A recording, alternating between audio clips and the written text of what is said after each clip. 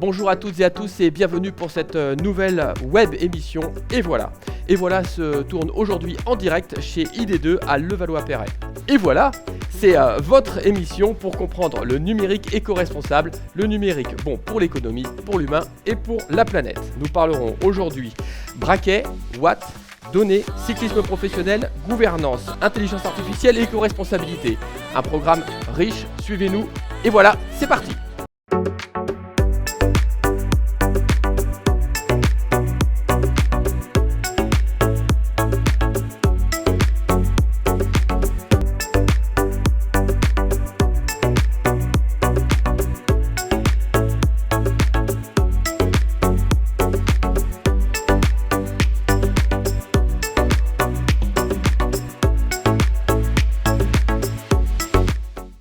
Le sport de haut niveau est synonyme de bonnes pratiques autour du développement personnel et du management. Nous vous proposons aujourd'hui d'aborder cet environnement avec un nouveau regard autour de la donnée. Et avec Samuel, nous répondrons à la question comment le sport de haut niveau peut-il nous inspirer dans le pilotage de la performance grâce à la donnée. Nous observerons les passerelles entre le monde du cyclisme professionnel et celui de vos directions informatiques. Comment le cycliste utilise la donnée, tout comme vos utilisateurs. Et comment le staff de Cofidis exploite les informations pour gagner ses futures étapes, tout comme vous gagnez vos défis au niveau de vos services informatiques. Pour répondre à ces questions, 3 invités. Samuel Belnou, directeur de la performance au sein de l'équipe de cyclisme professionnel Cofidis. Dominique Boulet, directeur décisionnel et performance chez Tipco. Et enfin, Pierre-Emmanuel Trottin, directeur de centre de service chez ID2 by Tipco. Cette matinale s'articule autour de 3 temps. Tout d'abord, nous aborderons la collecte, l'analyse et la restitution des données. Nous enchaînerons avec l'éco-responsabilité et la donnée. Et nous conclurons ensemble pour que vous puissiez avoir un certain nombre d'informations et de conseils concrets donc avec nos invités. Vous pourrez bien évidemment poser vos questions tout au long de cette web émission sur le fil de conversation du LinkedIn Live qui apparaît ci-dessous et nous y répondrons avec grand plaisir. Allez, on clipse les pédales, on enfile le maillot et on rentre dans le vif du sujet avec Samuel.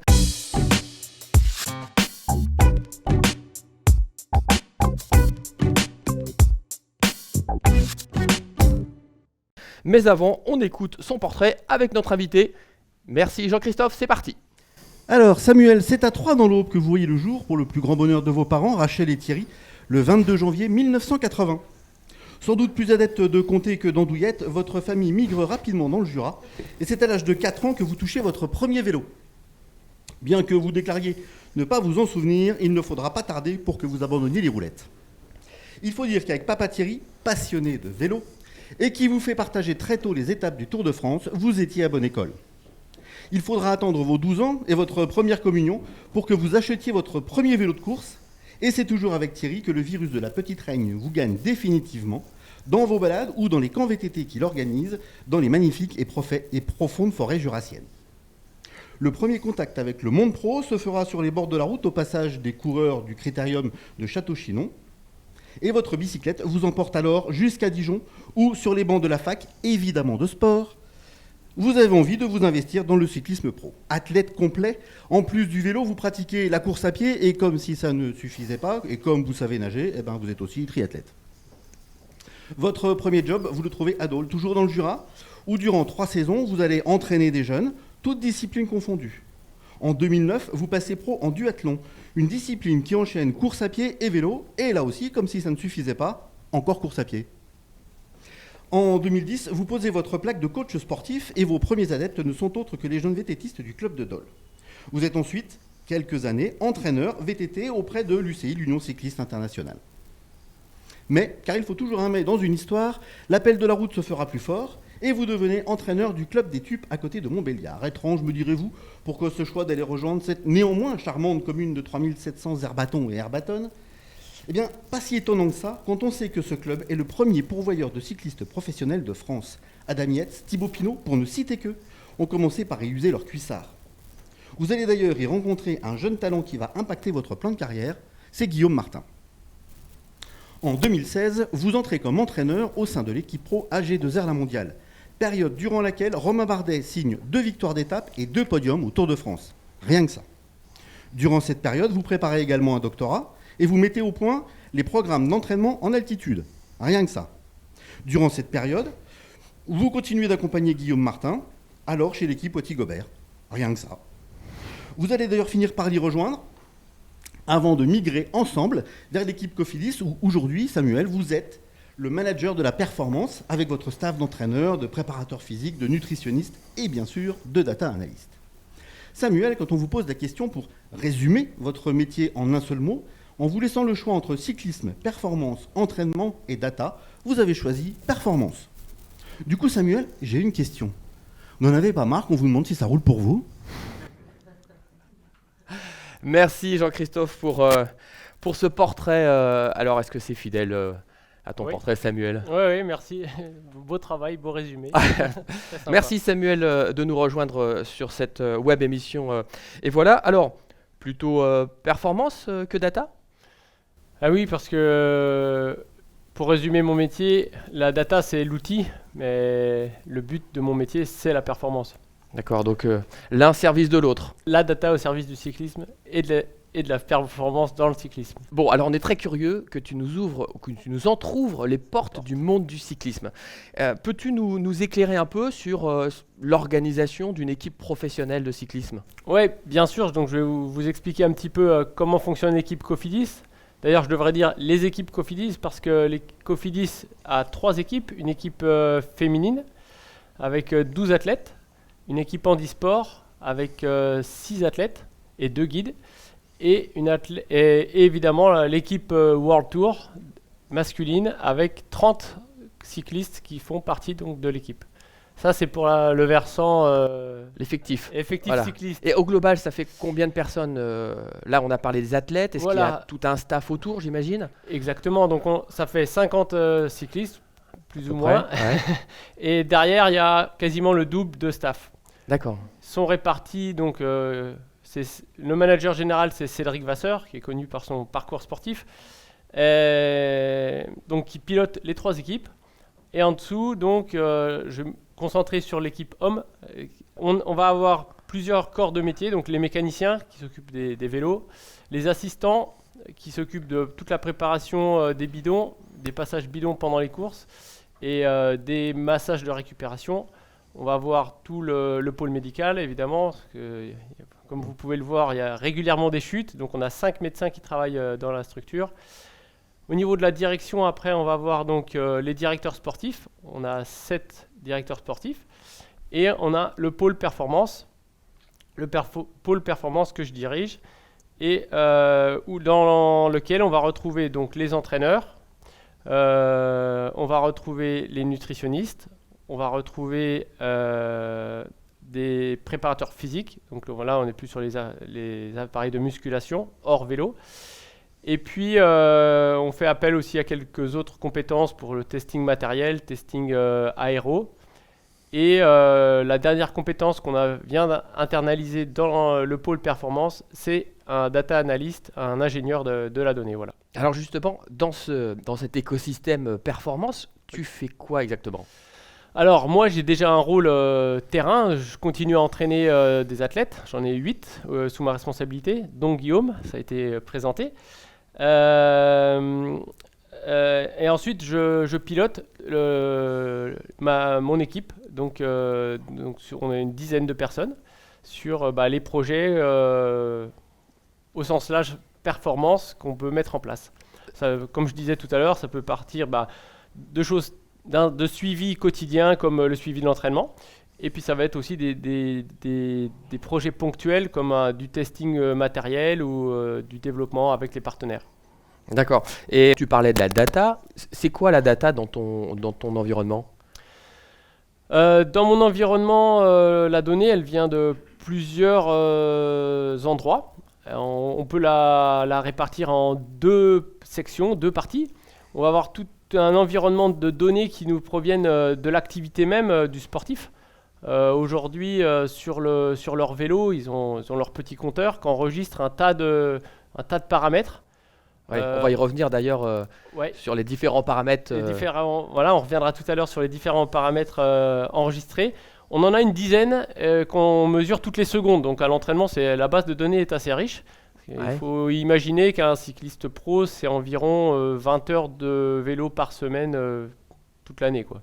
Donc c'est autant de données qui sont captées. C'est autant de données. Donc ça fait une grosse base de données. Rassure-nous, ils ont quand même des vacances, ils ont un peu de repos. Ils ont un peu de repos. Ah bon.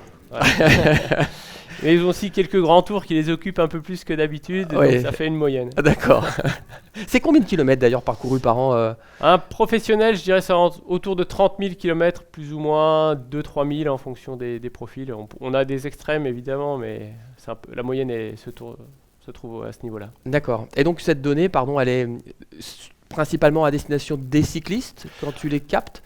Alors oui, cette donnée-là, elle va être vraiment sur le suivi des athlètes, c'est-à-dire ça va être plutôt dans la relation entraîneur-cycliste. Voilà, donc ça c'est plutôt cet univers-là. On va parler de l'entraînement tout simplement, mais ça va être aussi, on va aussi les épurer, les simplifier pour la direction sportive, pour qu'ils puissent prendre des choix en connaissance de cause des données terrain. Et puis, comme je disais tout à l'heure, on a un deuxième versant de données. C'est finalement comment se positionner stratégiquement par rapport à la concurrence, par rapport à nous, notre performance, parce qu'on l'évalue comme ça. Et là, on va observer les résultats, évidemment, les nôtres, ceux de la concurrence. Et puis, on a tout un système de ranking hebdomadaire publié. Sur Twitter, on trouve plusieurs sources, mais nous, on utilise la source officielle qui est l'UCI, qui publie tous les mardis un ranking hebdomadaire des performances des coureurs et des équipes. Et nous, à partir de là, on observe l'évolution des concurrents, la nôtre, et on se positionne pour... Donc c'est intéressant pour les pronostiqueurs. Voilà, nous, on ne pronostique pas beaucoup. Donc vous savez plus ou moins à l'avance. Oui, en fait, on fait des paris, on va plus appeler ça des choix stratégiques. De dire on est en difficulté, donc on va réorienter notre stratégie sportive. Et la stratégie sportive, c'est surtout la sélection des coureurs en fonction des épreuves. D'accord. Voilà. Et du coup, cette donnée, elle sert le cycliste? Qu'est-ce qu'il en fait, le cycliste, de cette donnée? Alors, dans tout ce que je viens de balayer, il y a une partie qui lui sert beaucoup, évidemment. Tout ce qui est autour de l'entraînement, ça lui permet d'évaluer son niveau, de voir ses progrès.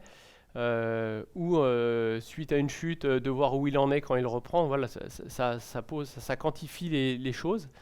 Et tout l'autre versant qui est plus de l'ordre stratégique, là, on ne le fait pas forcément partager au coureur. Lui, il est concentré sur son métier qui est de pédaler et de gagner des courses. Et nous, grosso modo, si on schématise, c'est de savoir sur quelle course on va le mettre pour qu'il performe. Merci Samuel pour ce début, cette introduction. Je vous propose d'accueillir Dominique Boulet et Pierre-Emmanuel Trottin pour échanger autour de l'analyse. Merci à eux de nous rejoindre sur le plateau. Comme vous le savez et vous l'avez compris, ce qu'on va chercher à faire aujourd'hui, c'est bien évidemment de chercher les miroirs entre cet environnement si spécifique du professionnel du cyclisme avec les professionnels de l'informatique. Bienvenue à vous, merci d'avoir accepté notre invitation. J'ai envie de commencer par une question à destination de Dominique. Dominique, tu es donc chez TIBCO. Chez TIBCO, c'est quoi la donnée? Est-ce qu'il y a une organisation? Tu nous en dis un peu plus? Alors la donnée chez TIBCO, oui, il y a une organisation qui a été mise en place. J'ai envie d'abord de dire c'est des hommes et des femmes qui travaillent sur cette donnée. Et donc ça représente environ 50 personnes dans une communauté qui s'appelle DEFI. Alors souvent on me pose la question, DEFI, quoi DEFI? Tout simplement, data efficace, parce que je vais en reparler tout à l'heure, fiable, c'est très important. Et puis au service aussi de l'innovation. Avec la data, on va pouvoir innover. Point commun avec ce qu'a dit Samuel dans son introduction, on a le même objectif stratégique, la data au service de la performance. Alors nous, c'est au service de la performance de l'entreprise, sur 3 axes. La performance de la connaissance, savoir ce qui se passe, comprendre, analyser pour prendre des bonnes décisions. La BI un peu classique qu'on connaît tous, mais aussi la performance opérationnelle. Grâce à des données de bonne qualité, on va pouvoir automatiser, on a des gains potentiels, notamment sur nos équipes de production qui sont atteints avec ces données. Et puis, on parlait de l'innovation. C'est le dernier axe, c'est la performance de cette partie innovation. Et on voit récemment, avec tout ce qui arrive et tout ce qui est devenu accessible maintenant avec les technologies d'intelligence artificielle, qu'on va pouvoir développer de nouvelles opportunités sur ces axes-là. Alors j'ai envie de vous poser la même question que celle posée à Samuel. C'est quoi, messieurs, la data pour vous? Comment on la définirait? Qui veut répondre? Alors sur les métiers des services et plus particulièrement du support, pour nous la data c'est à la fois des données donc, de l'expérience des utilisateurs au sein du support qui sont relevées par des outils qui s'appellent des outils de ticketing, des ITSM. On va également les croiser avec les informations de l'entreprise, c'est-à-dire la base de configuration, c'est la CMDB. C'est-à-dire qui travaille pour quel service. C'est aussi technique dans le domaine avec les CMDB, les ITSM. On a moins d'acronymes. C'est pour sélectionner les personnes qui comprennent. C'est pour ça. J'ai pas fini. KMDB. KMDB. C'est-à-dire croiser avec les bases de connaissances aussi. Et puis les outils, des outils de captation de la performance des postes de travail. Donc là, on va être plus proche finalement de comprendre la performance athlétique du poste de travail pour pouvoir bien, à terme, anticiper les situations qui vont être plus critiques pour le poste de travail ou pour l'utilisateur. Ok, merci. Alors, on parlait de la donnée, de sa définition, ça c'est plutôt clair. Est-ce qu'au niveau, donc, tu parlais de la collecte, au niveau du matériel, comment vous avez collecté la donnée au niveau du vélo? Est-ce qu'il y a des éléments qui sont exclusivement mécaniques ou est-ce qu'il y a d'autres éléments que tu collectes au niveau de la donnée? Alors nous, il faut imaginer déjà de manière globale, si je reviens sur la partie entraînement, on est un sport à distance, hein, on travaille en télétravail, donc les athlètes sont chez eux, ils vont enregistrer, donc comme je vous l'ai expliqué, un tas de paramètres, on va pouvoir les expliciter un petit peu, donc évidemment la distance, la durée, le dénivelé, la puissance, les watts, les fameux watts, les fameux watts, la cadence de pédalage, le couple, donc ça c'est la force, et la fréquence cardiaque. Voilà, on a une dizaine de paramètres qu'on va mesurer. On a des nouveaux capteurs de température corporelle qui nous permettent de récupérer plein d'infos sur l'activité des coureurs. Comment ça se passe? Déjà nous, on a eu un grand soin, Dominique parlait de précision et de qualité de la donnée, sur la sélection de nos capteurs, parce que si on a des capteurs qui sont précis à 5%, on aura des marges d'erreur de 5%, et à très haut niveau, c'est conséquent. Voilà. Donc nous, on a besoin d'avoir des outils très fiables. Donc on a une partie de sélection de ces outils, de calibration aussi dans le temps. Et après, c'est automatisé, c'est-à-dire que l'athlète s'entraîne, il appuie sur on au début, il appuie sur off à la fin, c'est lié par Bluetooth, ça part dans une plateforme. Nous on stocke toutes les données dans la plateforme et c'est une plateforme qui aujourd'hui est utilisée dans la plupart des équipes et en tout cas même je dirais tous les athlètes ont un compte sur cette plateforme, ce qui permet quand ils changent d'équipe, parce que c'est la réalité des professionnels, ils emmènent leurs données avec eux et l'historique pour que la structure qui les accueille les connaisse mieux, parce que finalement on parle de profilage. Grâce au CV quoi. C'est mieux qu'un CV. C'est mieux qu'un CV donné. C'est ça. Exactement. Donc il y a, je dirais, une similitude entre ce qu'expliquait Pierre-Emmanuel sur l'observation des machines avec l'observation des machines entre guillemets physiques et techniques. Est-ce que les éléments, les aléas, par exemple la météo, c'est des sujets qui rentrent dans l'analyse de la donnée de manière plus exogène finalement à la performance athlétique et technique? Oui, alors bien sûr, la température par exemple fait partie des paramètres qu'on mesure. Et ce qui est très important aussi pour nous, c'est de toujours recontextualiser la performance. Pour vous donner un exemple simple, c'est quand il fait très froid ou quand il fait très chaud, du coup les niveaux de performance baissent. Et on a forcément un optimum entre les deux. Et au mois de juillet pendant le Tour de France à peu près. Déjà là on est pas loin du très chaud. On est pas loin du très chaud. Ah oui, puis ça va aller. Ça peut arriver. Ouais. Mais ce qui est important, c'est de recontextualiser la performance qu'on va observer par exemple en watts, de se dire est-ce qu'elle a été réalisée à 20 degrés dans des conditions optimales ou par 0 avec de la pluie et de la neige ou à 50 degrés en Argentine sur une course Alors, réalisée là-bas. Du coup, messieurs, est-ce qu'on observe la météo aussi au niveau de la donnée? On peut avoir certaines similitudes aussi sur nos engagements vis-à-vis de nos clients, là pour le coup, dans le cadre de nos prestations de services. Et on a mené une expérimentation justement qui se rapproche un peu de ce que tu fais, Samuel, où on a analysé les conditions météo sur le périmètre national au moment où on fait les interventions pour voir s'il y avait un impact, s'il y avait une relation avec la tenue de nos engagements vis-à-vis de nos clients, puisqu'on fait beaucoup de déplacements. Peut-être pour préciser, c'est sur une activité de proximité, c'est Alors, ça? Tout à fait, c'était ciblé, interviennent c'était ciblé sur le contexte chez les clients. des prestations de proximité sur nos clients. Donc voilà, on est au stade de l'observation. On a des données qui sont disponibles chez Météo France, notamment en mode open, donc ça permet de récupérer tout ce. Donc on dit attention, il pleut, monsieur le client, les garanties d'intervention peuvent éventuellement rallonger d'adapter un petit peu. la façon dont on intervient, d'anticiper mieux, de regarder aussi sur les périodes de forte chaleur qu'on connaît de plus en plus, s'il y a un taux de panne plus important sur les équipements des clients, etc. etc. Il y a plein de choses intéressantes à observer, s'il y a des corrélations à faire entre la partie météo et la partie et nos métiers. Et côté support utilisateur, est-ce qu'il y a des capteurs qui viennent comprendre l'environnement peut-être métier? Là, on a compris effectivement ce que tu expliquais, Pierre-Emmanuel, autour des capteurs dans les machines. Est-ce qu'on vient mettre des puces chez les utilisateurs? Alors, on va pas mettre des puces chez les utilisateurs. Par contre, on va pouvoir constater par exemple une variation dans l'usage du support de manière saisonnière par certaines typologies d'utilisateurs, selon les métiers notamment. Et donc on va pouvoir constater par exemple une activité plus forte d'un service comptabilité à la fin d'un trimestre donné par exemple. Et ça va nous permettre aussi de pouvoir anticiper, ou pouvoir mieux équiper ou mieux apporter l'information à ces utilisateurs connus pour les rendre plus autonomes potentiellement pendant les périodes de forte activité pour eux. Ou sinon anticiper ou vérifier l'état de leur machine au bon moment pour s'assurer qu'ils puissent passer plus tranquillement cette période.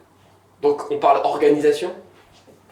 Oui, on parle organisation et on parle surtout support IT mais orienté métier. Orienté métier, super. Eh ben, je vous propose de poursuivre autour de l'organisation. L'organisation, Samuel, organisation autour de la donnée. Est-ce qu'il faut des organisations spécifiques? Est-ce qu'il faut des compétences spécifiques? Ou aujourd'hui la data est tellement simplifiée, ou les outils sont tellement simples que même moi, je serais capable de comprendre ce que sont les watts et les braquets.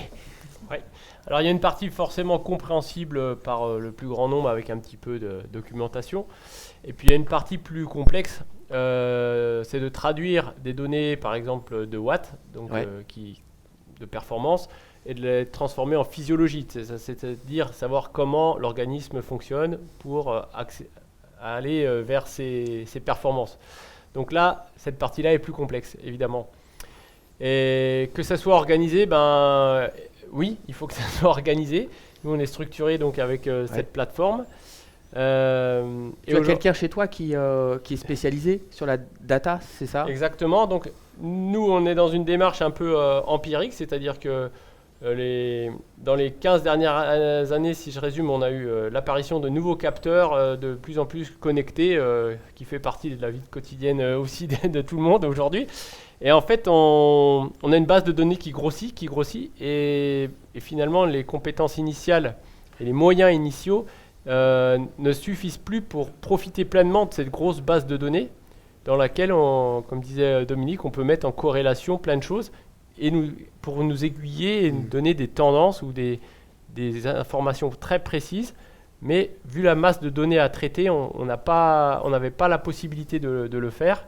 Donc on est allé chercher une compétence nouvelle parce que les coachs, nous, on est plutôt historiquement, on passe par la fac de sport, on est plutôt l'aspect physio, explication des phénomènes sous-jacents. Mais par contre, sur le traitement de la donnée, on n'est pas formé à haut niveau.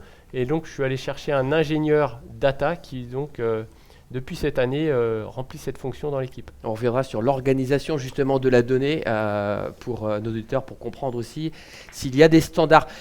Dominique, l'organisation, on parlait tout à l'heure de défis, défis donc, et entre autres au niveau de TIPCO. Il y a des points communs aussi avec ce qu'évoque Samuel.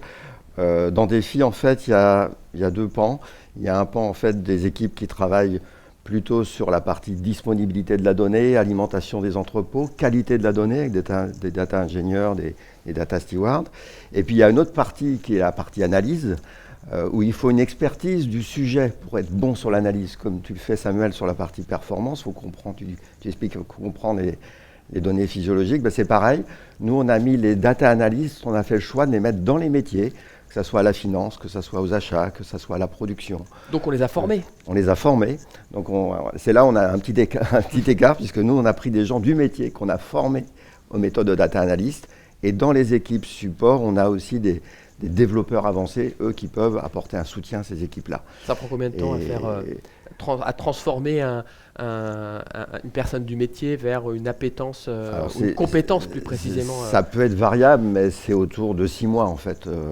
Et plus les gens en pratiquent, après cette fonction de data analyst, plus ils deviennent bons. Donc en fait, c'est quelque chose sur lequel on s'améliore en permanence quand on maîtrise ces données. Mais ce qui est important, c'est que il faut la compétence du métier pour faire des bonnes analyses de données. Alors je pense, Pierre-Emmanuel, tu vas pouvoir rebondir sur la compétence métier et l'organisation. Est-ce que toi tu constates dans l'activité support utilisateur une organisation spécifique pour le traitement de la donnée? Est-ce qu'il faut que dans la gouvernance par exemple ou dans les compétences, les key compétences des organisations, il faut un spécialiste de la donnée? Alors on a une organisation similaire, c'est-à-dire qu'aujourd'hui on s'appuie sur des personnes sachantes sur les métiers des centres de services pour pouvoir monter en compétence sur l'analyse de données. Nous, ça nous permet surtout une chose très importante dans nos métiers, c'est d'être extrêmement réactif. C'est-à-dire qu'on a des personnes qui vont être à la fois capables de comprendre les impacts, les variations de l'activité et tout de suite pouvoir capter les nouvelles informations, aller chercher soit l'information ou croiser les bonnes informations ensemble. Et cette expertise métier nous permet d'être beaucoup plus rapide sur notre capacité à réagir en cas de baisse de performance ou d'amélioration continue nécessaire à mettre en place. Merci messieurs. Par rapport à la compétence, ce que je vous propose, c'est qu'on puisse regarder ensemble un exemple et une illustration de Microsoft avec Microsoft Viva Insight, avec Olivier Thomas qui nous parle de cette solution qui vous permettra d'être autonome demain. Accrochez-vous, c'est intéressant. Avant de parler de ce que nous prépare Microsoft, je vais vous parler de ce qui existe déjà, parce qu'il y a déjà des choses. Pour les gens qui ont Office 365, vous avez dû recevoir plutôt des mails de la part d'une solution qui s'appelle Viva Insight.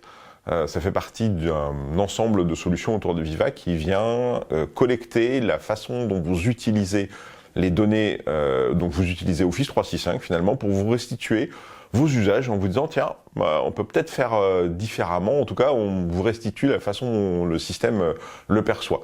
Ça prend l'ensemble du fonctionnement autour des solutions Office 365, c'est-à-dire que ce soit Teams, que ce soit SharePoint, que ce soit évidemment Word, Excel, PowerPoint, Outlook, la messagerie et tous les autres produits de l'écosystème de Microsoft, donc une vingtaine de produits, et en même temps ça fonctionne quel que soit le device avec lequel on le regarde, que ce soit avec un smartphone, que ce soit avec son PC, avec un Mac. C'est vraiment l'usage qui compte en fait. Et du coup, il y a une vraie capacité d'analyse. Si je regarde un mail le soir à 22h depuis mon smartphone, ben Viva va s'en rendre compte et va me dire tiens en fait t'as pas été capable de te déconnecter. Donc tu as travaillé, donc par exemple fais ce que tu veux de cette information là, mais moi je te dis que tu l'as pas fait quoi. Par exemple dans mon exemple à moi, si je regarde dans le temps, il y a 2 ans, j'avais 1 ou 2 jours de déconnexion seulement par mois, c'était pas beaucoup, et j'en suis plutôt maintenant à 15-16 jours de déconnexion par mois. Donc ça m'a éclairé sur le fait que je me déconnectais pas de l'entreprise. Il y a un autre mail qu'on reçoit tous les mois qui pique un petit peu quand même parfois, en tout cas me concernant, il pique un peu parce qu'il analyse comment je suis dans les réunions. Donc effectivement, je fais des réunions plutôt avec Teams, il y a des sujets comme ça que je traite plutôt bien, puis il me dit en même temps aussi, il dit bah ouais, quand même, il y a quand même 50% des réunions dans lesquelles tu fais autre chose. Donc il s'est rendu compte que pendant les réunions, ben moi j'écrivais des mails ou je répondais à quelqu'un d'autre, donc j'étais pas concentré sur la réunion. Donc quand je vois ça, moi ça m'interroge en me disant ben est-ce que finalement j'ai bien fait d'être dans cette réunion puisque finalement je pensais à autre chose en même temps. Est-ce que je suis pas dans trop de réunions, voilà. Donc c'est ces questions-là qui m'éclairent moi sur ma façon de travailler. Donc c'est vraiment, pour moi ça m'aide beaucoup parce que c'est mes premiers signaux faibles que je m'autorise à moi-même qui me disent hop, on se calme, on redescend, on va baisser un peu de charge, quoi. C'est perçu comme intrusif. Les gens qui veulent pas qu'on contrôle leur travail. Pourtant, c'est ce qu'ils font déjà quand ils fournissent des informations à plein d'autres réseaux sociaux. Mais il n'y a pas de jugement là-dedans. En tout cas, ils considèrent que c'est un système intrusif, alors que c'est un système qui n'est destiné qu'à eux. À aucun moment, cette information remonte à un manager ou à quoi que ce soit. Non, c'est destiné vraiment qu'à l'utilisateur lui-même pour qu'il s'informe lui-même de sa façon dont il travaille. Donc moi, je considère que c'est pas intrusif, mais c'est éclairant plutôt qu'intrusif. Mais pour que ce soit éclairant, faut mesurer.